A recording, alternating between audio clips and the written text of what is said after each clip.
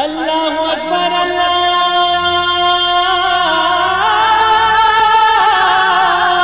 اکبر۔ السلام علیکم ورحمۃ اللہ وبرکاتہ۔ الحمدللہ رب العالمین والصلاة والسلام علی اشرف الانبیاء والمرسلین نبینا محمد وعلی آلہ وصحبہ اجمعین ومن تبعہم بإحسان الی یوم الدین، اما بعد۔ میرے دوستو، بزرگوں، اسلامی بھائیوں اور ساتھیوں، صدائے حق سننے والے حضرات، آج 5 رجب 1442 ہجری، 18 فروری 2021 عیسوی، 6 گتے فاگن 2077 بکرمی، جمعرات کا دن، میں محمد مستقیم مدنی صدائے حق کا پروگرام لے کر حاضر ہو گیا ہوں، جو روزانہ آپ junk Nandini FM 95.5 mega hertz پر 1:30 بجے سے 2:15 بجے تک سماعت فرماتے آ رہے ہیں، جس کی نشر جنک پور دھام دھنوشا نیپال سے ہوتی ہے۔ آج بھی انشاءاللہ تبارک و تعالی سب سے پہلے آپ تلاوت قرآن مجید سماعت فرمائیں گے، پھر ایک خوبصورت سی نظم اور پھر ایک عالم کا خطاب۔ تو لیجئے سب سے پہلے سماعت فرمائیں قرآن مجید کی تلاوت۔ بسم اللہ الرحمن الرحیم۔ ولو أنهم أقاموا التوراة والإنجيل وما أنزل إليهم من ربهم لأكلوا من فوقهم ومن تحت أرجلهم منهم أمة مقتصدة وكثير منهم ساء ما يعملون۔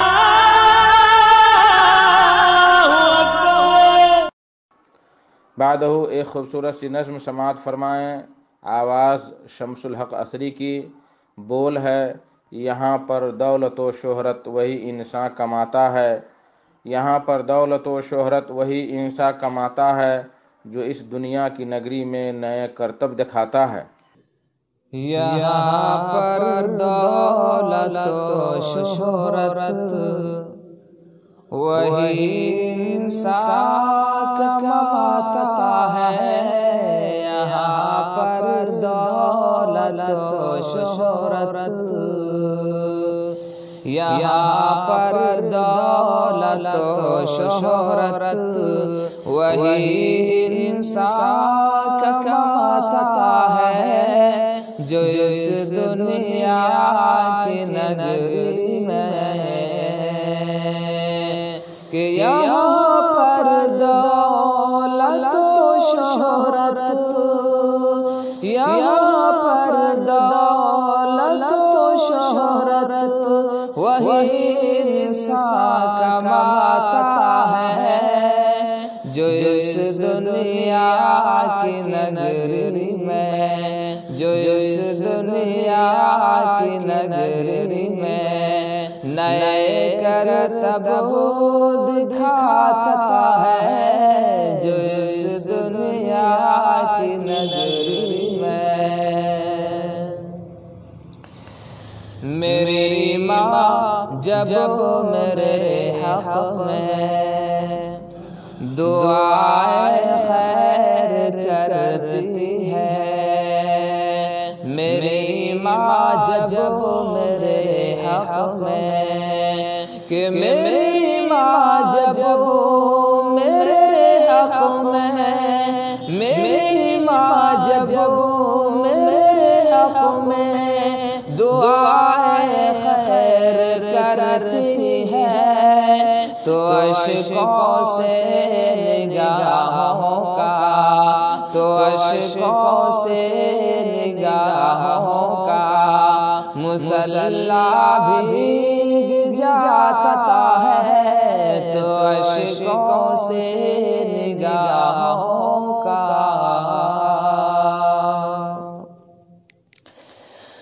عبادت کس کو کہتے ہیں، کوئی اس شخص سے پوچھے، عبادت کس کو کہتے ہیں، کہ عبادت کس کو کہتے ہیں، عبادت کس کو کہتے ہیں، عبادت کس کو کہتے ہیں، کوئی اس شخص سے پوچھے جو دن بھر اپنے بچوں کے، کہ جو دن بھر اپنے بچوں کے لیے رکشہ چلاتا ہے، جو اللہ اکبر اللہ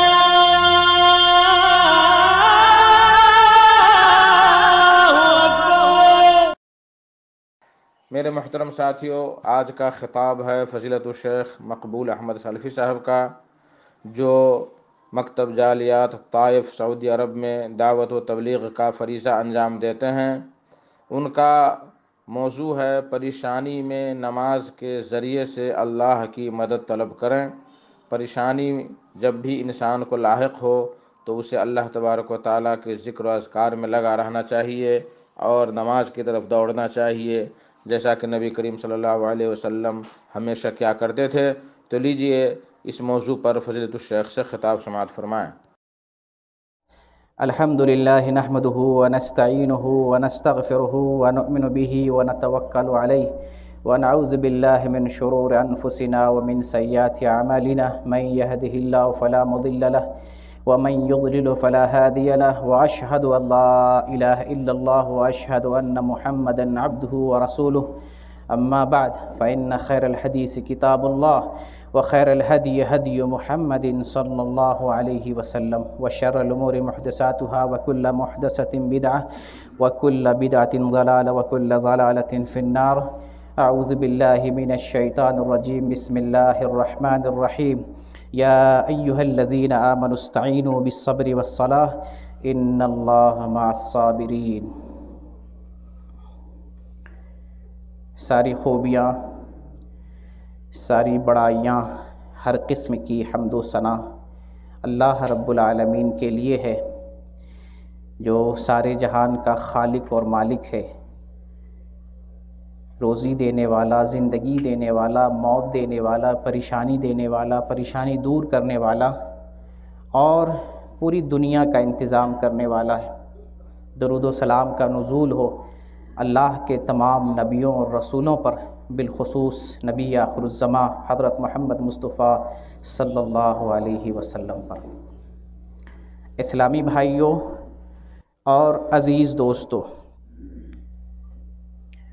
آج اسلام کے دوسرے رکن نماز کے تعلق سے بات ہوگی۔ نماز جو دین کا ایک اہم ستون ہے، اسلام کے 5 ارکان میں سے دوسرا رکن ہے، اور یہ ہر مسلمان پر فرض اور واجب ہے۔ جو نماز ادا کرتا ہے وہ اللہ کی طرف سے عائد کیا ہوا فریضہ ادا کر دیتا ہے، قیامت میں وہ مسئول نہیں ہوگا۔ لیکن جو اللہ کی بندگی نہیں کرتا، نماز ادا نہیں کرتا، دنیا میں جو پریشانی ہے وہ پریشانی ہے ہی نماز چھوڑنے کی وجہ سے، آخرت میں بھی جواب دہ ہوگا، مسئول ہوگا، بلکہ وہ جہنم میں بھی جا سکتا ہے۔ جہنم میں جانے کا سبب ہے نماز چھوڑنا۔ نماز مومن کی معراج ہے، مومن کی زندگی ہے، مومن کی صبح ہے، شام ہے۔ نماز مومن کے لیے دل کا سرور ہے، پریشانی دور کرنے کا ایک اہم ترین ذریعہ ہے، یہ ایک رابطہ ہے، وسیلہ ہے اللہ اور بندے کے درمیان۔ جب تک انسان اللہ کی بندگی کرتا ہے، نماز پڑھ رہا ہوتا ہے، اللہ کے قریب ہوتا ہے، بات کرتا ہے، یاد کرتا ہے، دعا کرتا ہے، اللہ سنتا ہے، قبول کر لیتا ہے۔ اور جو نماز ترک کر دیتا ہے، اللہ کا جو صلہ ہے بندوں کے درمیان، وہ صلہ ٹوٹ جاتا ہے، ختم ہو جاتا ہے، وہ اللہ سے دور ہو جاتا ہے۔ اور نہ صرف وہ اللہ سے دور ہوتا ہے، اللہ کی رحمتوں سے محروم ہو جاتا ہے۔ اللہ کی رحمت سے، اللہ کے فضل سے، اللہ کے کرم سے، اللہ کی مدد سے وہ دور ہو جاتا ہے۔ اور انسانی زندگی کی 2 حالتیں ہیں، یا تو حالت اچھی ہوگی یا پریشانی والی ہوگی، آرام و سکون والی زندگی ہوگی یا مصیبت اور پریشانی والی زندگی ہوگی۔ ایک مومن کا وطیرہ اور اس کا طر امتیاز یہ ہے کہ اگر پریشانی ہو تو صبر کرے اور اللہ تعالیٰ سے مدد طلب کرے۔ اگر نعمت ملتی ہے، اللہ کی طرف سے فضل ملتا ہے، سکون والی زندگی ملتی ہے، تو اللہ کا مزید شکریہ ادا کرے۔ اس سلسلے میں نبی کریم صلی اللہ علیہ وسلم کی سنت، آپ کی ہدایت، آپ کے ارشادات اور آپ کی زندگی ہمارے سامنے۔ اللہ تعالیٰ نے مومنوں سے بتایا اور مومنوں کو خطاب کیا، جب تم پریشانی میں رہو، جب تمہیں کوئی غم لاحق ہو جائے، جب تمہیں حزن و ملال ملے، تو تم نماز کے ذریعے اور صبر کے ذریعے اپنے پروردگار کو یاد کرو۔ اللہ رب العالمین نے قرآن میں سورہ بقرہ میں 2 مرتبہ ارشاد فرمایا ہے، اس بات کا ذکر 2 مرتبہ کیا ہے۔ سورہ بقرہ آیت نمبر 45 میں اللہ کا حکم ہے وَاسْتَعِینُوا بِالصَّبْرِ وَالصَّلَاةِ وَإِنَّهَا لَكَبِيرَةٌ إِلَّا عَلَى الْخَاشِعِينَ، کہ تم نماز اور صبر سے اللہ کی مدد طلب کرو۔ مدد ہم کب طلب کرتے ہیں؟ پریشان ہوتے ہیں، گھبرا جاتے ہیں، دقت آتی ہے، کٹھنائی آتی ہے، مشکلیں آتی ہے، تو ہمیں مدد کی ضرورت پڑتی ہے۔ اللہ نے ایسے موقع سے کیا ہمیں بتایا؟ اللہ نے ہمیں بتایا استعینوا بالصبر والصلاۃ، نماز اور صبر کے ذریعے اس سے مدد مانگو، اپنے رب کو یاد کرو، نماز پڑھو اور مصیبت پر صبر کرو، اللہ تمہاری مدد کرے گا۔ وَإِنَّهَا لَكَبِيرَةٌ إِلَّا عَلَى الْخَاشِعِينَ، یہ نماز بڑی بھاری چیز ہے عام لوگوں کے لیے۔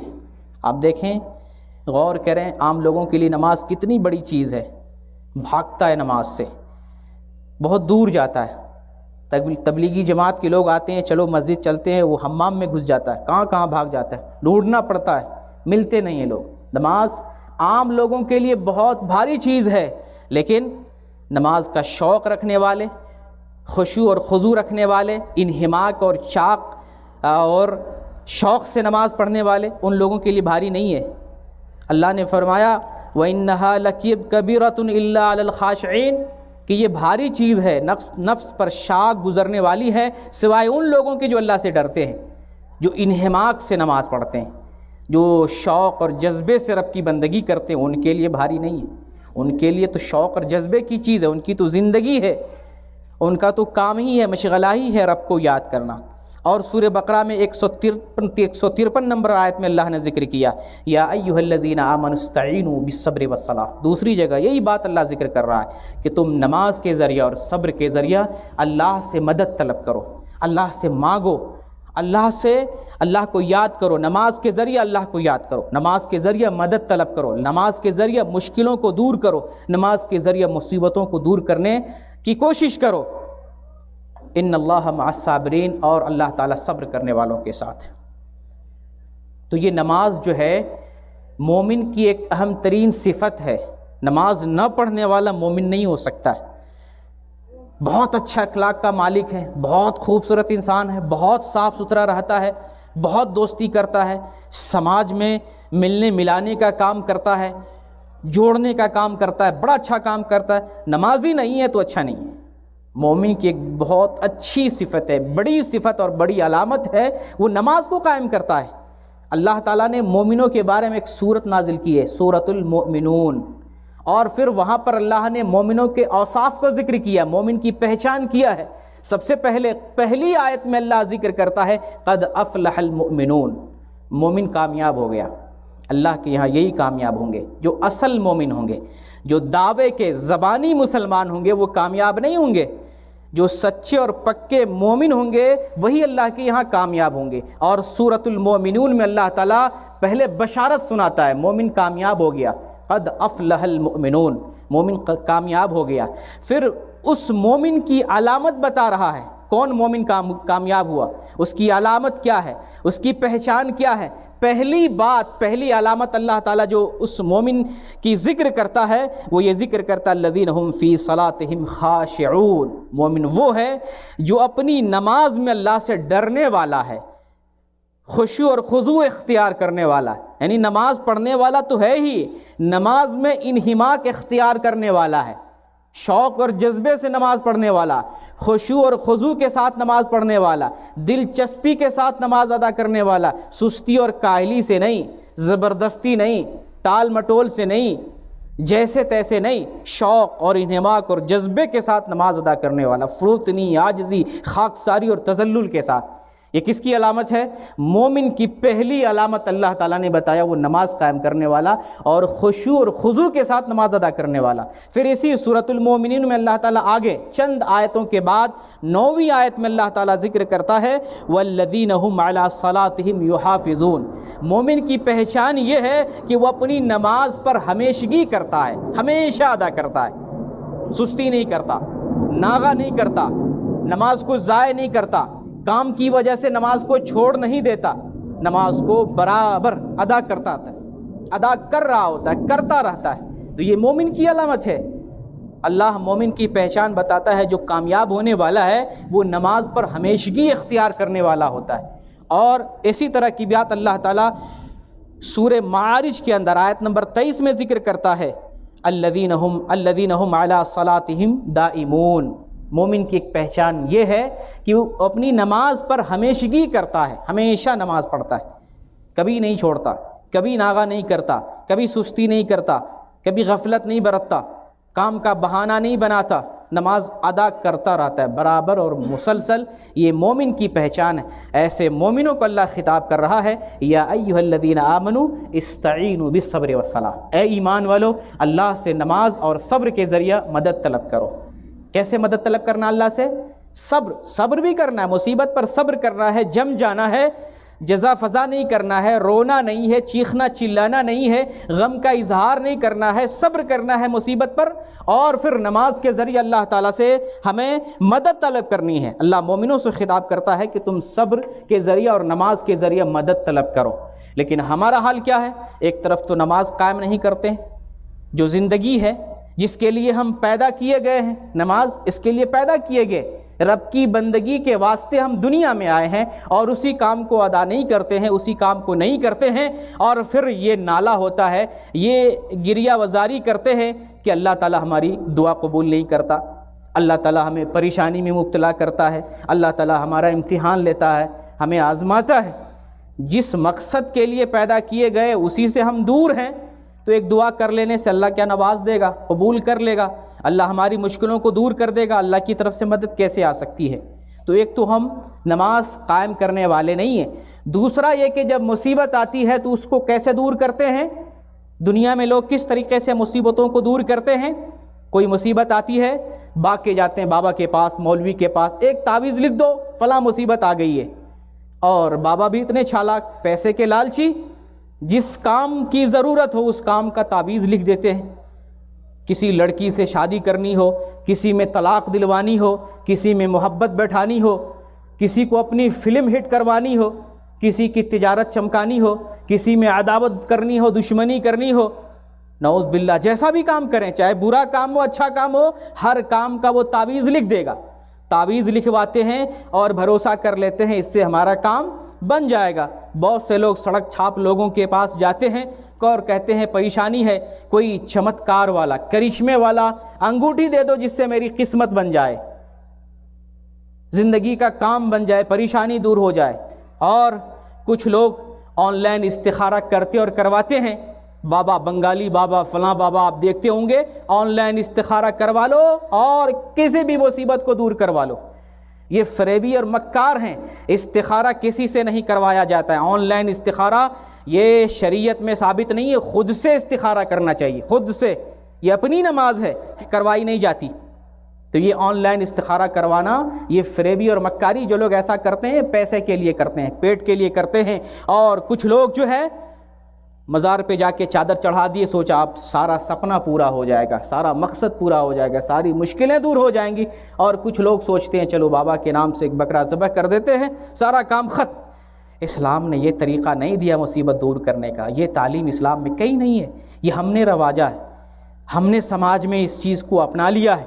اسلام میں سب سے پہلے تو ہم عقیدہ سمجھے، عقیدہ کیا ہے، پریشانی کون دیتا ہے اور پریشانی دور کیسے ہوتی ہے؟ پریشانی دینے والا اللہ۔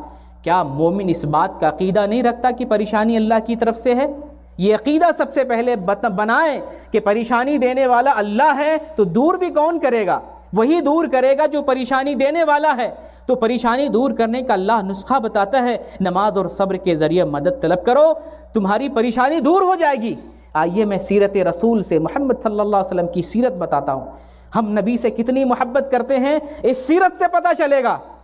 صرف نعرے لگا لینے سے سنی نہیں بنتا، صرف جلسے جلوس کرنے سے سنی نہیں بنتا، سنی بنتا ہے نبی کریم صلی اللہ علیہ وسلم کی سنت پر چلنے سے۔ آئیے آپ کو آپ صلی اللہ علیہ وسلم کی سنت اور آپ کی سیرت بتاتا ہوں، آپ صلی اللہ علیہ وسلم مصیبت میں کیا کرتے تھے، آپ صلی اللہ علیہ وسلم پریشانی کے عالم میں کیا کیا کرتے تھے۔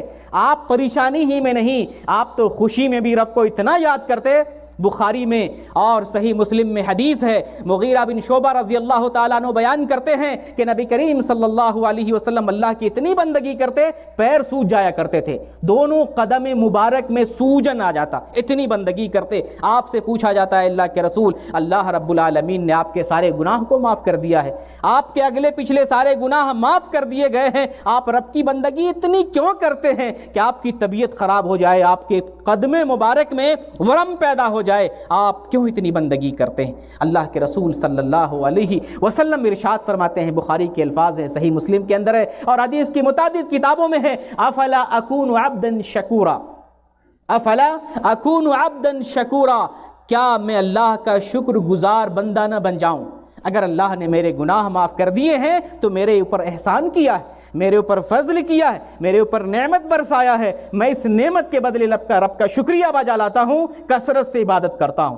تو اللہ کے نبی صلی اللہ علیہ وسلم خوشی میں بھی اور نعمت میں بھی، راحت اور سکون میں بھی رب کی بندگی بے پناہ کرتے تھے، اور پریشانی میں کیا کرتے تھے آپ کو بتاؤں۔ ابو داؤد کی حدیث 1319 نمبر کی، ان حذیفہ رضی اللہ تعالی عنہ قال کان النبی صلی اللہ علیہ وسلم اذا حزبہ امر صلی، حذیفہ رضی اللہ تعالیٰ عنہ بیان کرتے ہیں کہ نبی کریم صلی اللہ علیہ وسلم کو جب کوئی غم لاحق ہوتا، اذا حزبہ امر، جب کوئی پریشانی لاحق ہوتی، جب کوئی غم آپ کو لاحق ہوتا، جب آپ مایوس ہوتے، پریشان ہوتے، صلی، آپ نماز پڑھنے لگ جاتے۔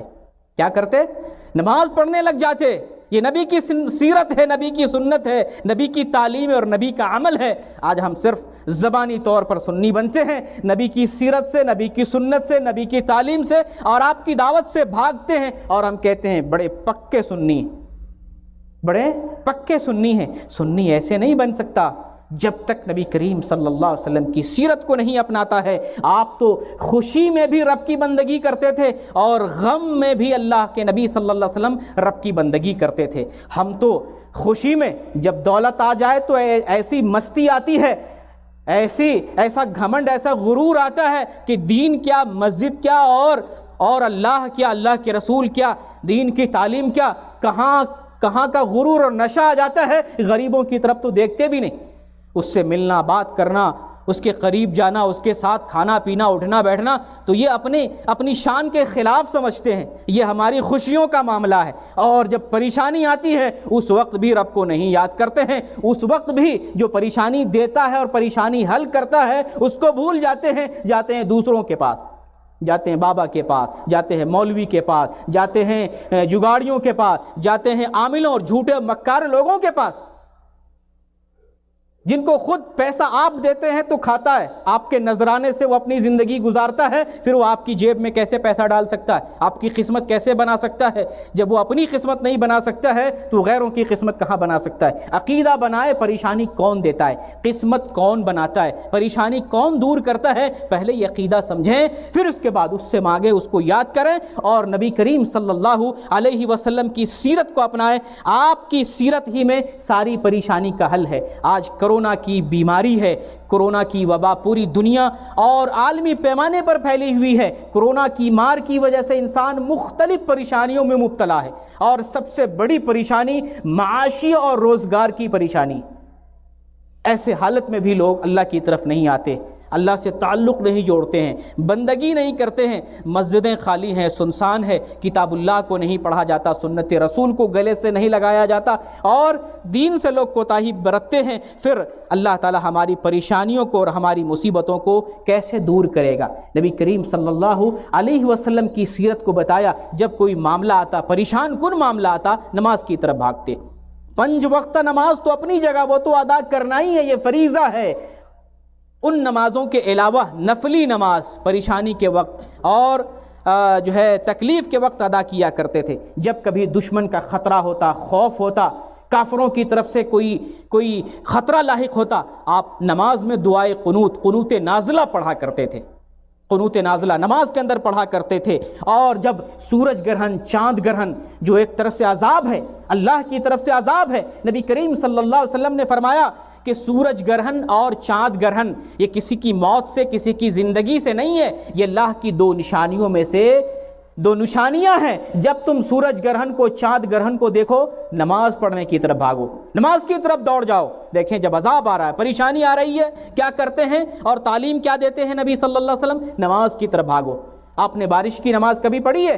بارش نہ ہونا یہ تکلیف ہے، یہ پریشانی ہے. نبی کریم صلی اللہ علیہ وسلم نے حکم دیا ہے صلاۃ الاستسقاء، بارش کی نماز پڑھو، یہ پریشانی کی نماز ہے. اگر کوئی اہم معاملہ کرنا چاہتے ہیں، مستقبل میں کوئی کام کرنا چاہتے ہیں، نماز استخارہ آپ خود سے پڑھیں، 2 رکعت نماز پڑھیں اور استخارے کی دعا کریں، جس کے ذریعے اللہ تعالیٰ آپ کی مدد کرے گا، آپ کو توفیق دے گا کہ جو کام آپ کرنے والے ہیں وہ کر سکیں گے. اللہ کی طرف سے مدد ملے گی اور اللہ کی طرف سے توفیق ملے گی.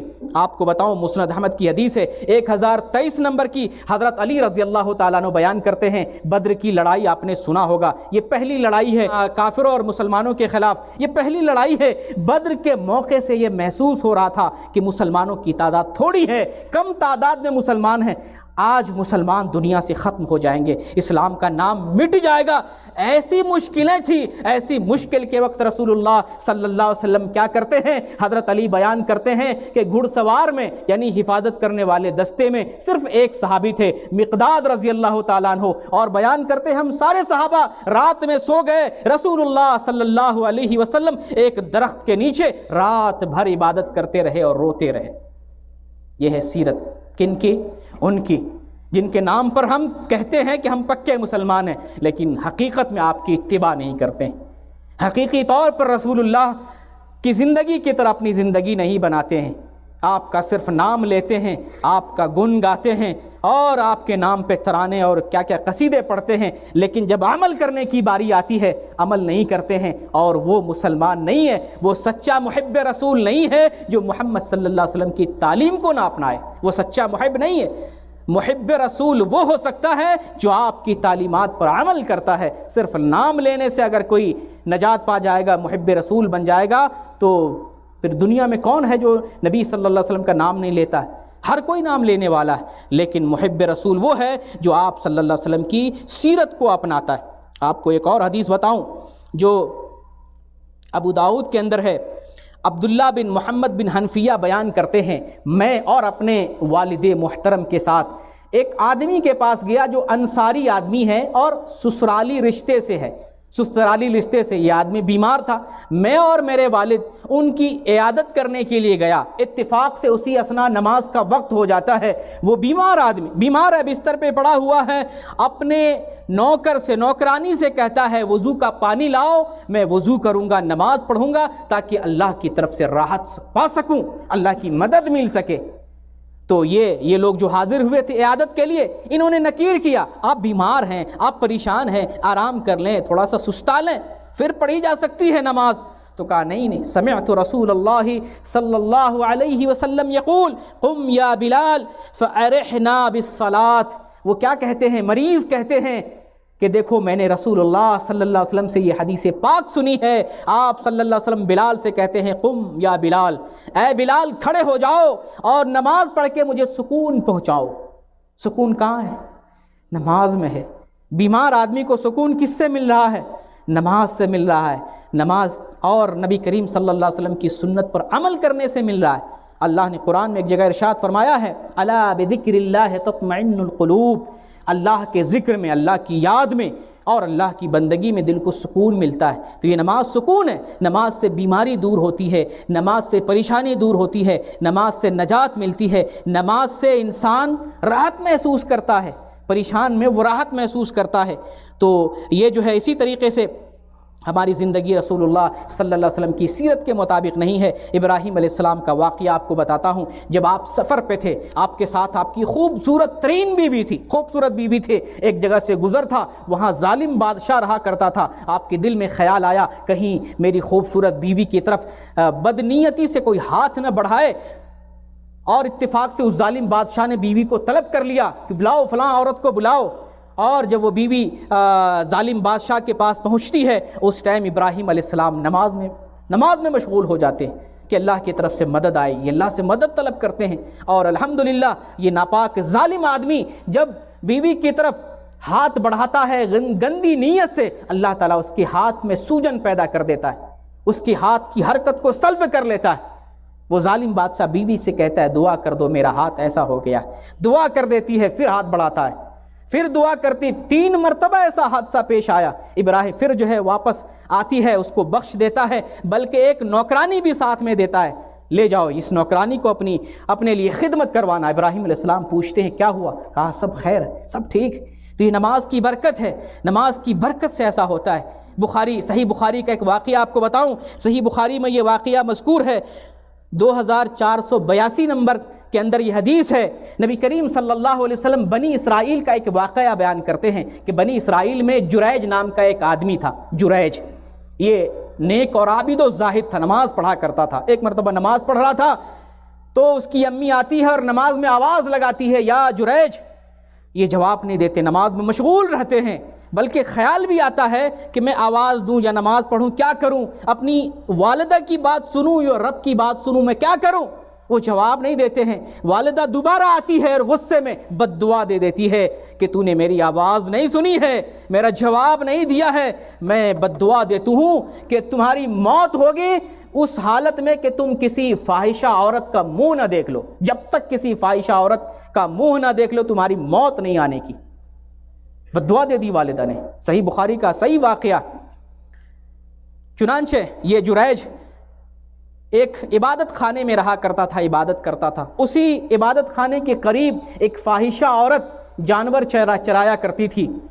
اس کے دل میں غلط خیال پیدا ہوا اور اس نے سوچا جریج کو فتنے میں مبتلا کرتے ہیں، چنانچہ وہ جریج کے پاس آتی ہے اور گفتگو کرنا چاہتی، جریج منہ پھیر لیتا ہے، اپنا چہرہ گھما لیتا ہے، یہ ناراض ہو جاتی ہے کہ مجھ سے بات نہیں کرتا، پھر وہ جاتی ہے اور ایک چرواہے سے زنا کرتی ہے، حمل ٹھہرتا ہے اور ایک لڑکا پیدا ہوتا ہے۔ پھر یہ عورت شور مچاتی ہے، الزام لگاتی ہے کہ یہ بچہ اس عابد کا ہے، جریج کا ہے، جریج کا بچہ۔ قوم والے بڑے غصہ ہوتے ہیں، ناراض ہوتے ہیں اور سب دوڑ کے جریج کے پاس آتے ہیں اور سب سے پہلے اس کا عبادت خانہ جس میں وہ عبادت کرتا تھا اس کو توڑ دیتے ہیں اور پھر جریج کو بھی وہاں سے باہر نکال دیتے ہیں، گالیاں دیتے ہیں۔ جریج صبر کرتے ہیں، صبر کا معاملہ کرتے ہیں کہ ایمان والوں کا الزام اچھے اچھے لوگوں پر لگتا ہے، معصوموں پر لگتا ہے۔ وہ جا کر وضو کرتے ہیں، نماز پڑھتے ہیں، بخاری کے الفاظ ہیں، وضو کرتے ہیں، نماز پڑھتے ہیں اور پھر وہ بچے کے پاس آتے ہیں جو بچہ پیدا ہوتا ہے، ماں کی گود میں ہوتا ہے، ابھی بولتا نہیں ہے، ابھی بول نہیں رہا، اور اس بچے سے جریج پوچھتے ہیں اے بچہ تمہارا باپ کون ہے؟ گود کا بچہ بولتا ہے میرا باپ فلاں چرواہا ہے، میرا باپ فلاں ہے۔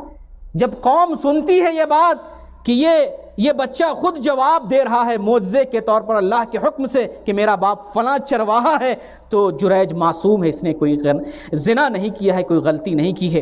چنانچہ قوم خوش ہو جاتی ہے اور قوم کہتی ہے کہ کہو تو میں تمہارے اس عبادت خانے کو سونے سے بنوا دیتا ہوں۔ جریج نے کہا سونے کا نہیں چاہیے، مجھے مٹی ہی کا چاہیے، مٹی ہی کا بنوا دو۔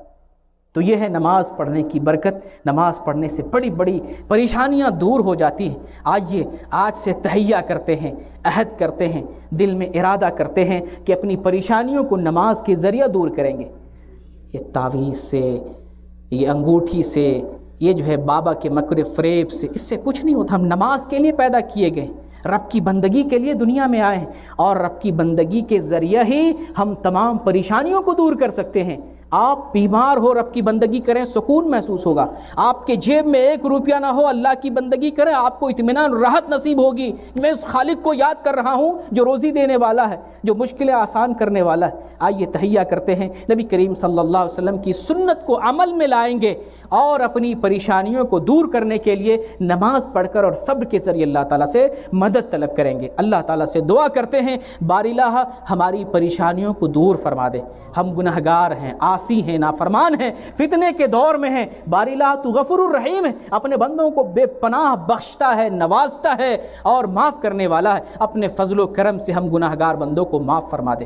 باری اللہ اس دنیا میں ہمیں اپنی پناہ میں رکھ، ہمارے دین کی عزت اور اسلام کی حفاظت فرما، ہماری اولاد کو جانباز، اسلام کا جانباز سپاہی بنا، ہم سب مسلمان کو غازی فی سبیل اللہ بنا۔ اے اللہ ہمیں شہادت کی موت دے، اے اللہ ہمیں اس دنیا کے اندر ایمان پر قائم رہنے، ایمان پر ثابت قدمی تو عطا فرما، اور جب ہم اس دنیا سے جائیں تو اپنے فضل و کرم سے ہماری زبان سے آخری کلمہ نکال دے۔